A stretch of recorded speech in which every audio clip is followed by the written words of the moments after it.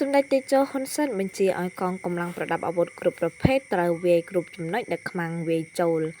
ក្រោយការអត់ធ្មត់លើស24ម៉ោងដើម្បីគោរពនៅបទឈប់បាញ់និងត្រូវការពេលវេលាដើម្បីជម្លៀសប្រជាជនមកតំបន់សុវត្ថិភាពកាលពីល្ងាចម្សិលមិញថ្ងៃច័ន្ទទី8វីរៈកងទ័ពកម្ពុជាបានតបតបន្ថែមដោយយប់មិញនិងព្រឹកអង្គារថ្ងៃនេះតាមរយៈសម្លេងបញ្ជាក់លើបណ្ដាញសង្គមនាព្រឹកថ្ងៃនេះសម្ដេចតេជោហ៊ុនសែនបានថ្លែងថា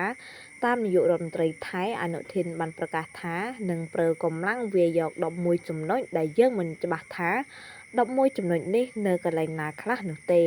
ដើម្បីងាយស្រួលកុំឲ្យលំបាករកកន្លែងកងកម្លាំងប្រដាប់អាវុធគ្រប់ប្រភេទរបស់យើងត្រូវវាយគ្រប់ចំណុចដែលខ្មាំងវាយចូលសម្ដេចតេជោមានប្រសាសន៍ថាយើងការពារទឹកដីយើងដោយមានលេនដ្ឋានរឹងមាំជាមួយអាវុធគ្រប់ប្រភេទឯសត្រូវឈ្លានពានត្រូវចល័តវាយចូលទីតាំងរបស់យើងពួកគេមិនអាចទទួលលេនដ្ឋានមកបានទេហើយក្បាលពួកគេក៏មិនបានប៉ាន់ដែកដែរស្ថានភាពនេះផ្ដល់ប្រៀបឲ្យយើងអនុវត្តយុទ្ធវិធីគំទេចកម្លាំងរបស់សត្រូវតាមរយៈការចាត់តាំងទប់ទល់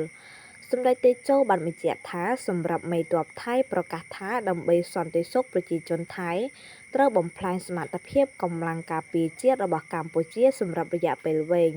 សម្ដីលោកមេទ័ពខ្លាំងជាងប្រទេសមហាអំណាចខាងអាវុធនិងកងទ័ពនៅលើពិភពលោកនេះទៅទៀត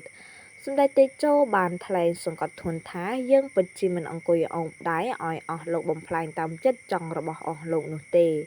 ចុងក្រោយខ្ញុំកំពុងតាមមើលមនុស្សចំនួនដែលកាលពីកម្ពុជាតបតដើម្បីការពារខ្លួនកាលពីខែកក្កដា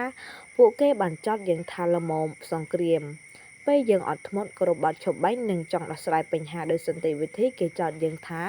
ខ្លាចថៃមិនហ៊ានវាយឬកាត់ដីឲ្យថៃដើម្បីដូរយកសន្តិភាពពេលនេះយើងវាយដើម្បីការពារខ្លួនទៀតហើយតើពួកគេនឹងនិយាយថាយ៉ាងម៉េចទៀតកម្ពុជាត្រូវការសន្តិភាពតែកម្ពុជាបង្ខំចិត្តវាយតបតដើម្បីការពារទឹកដីរបស់យើង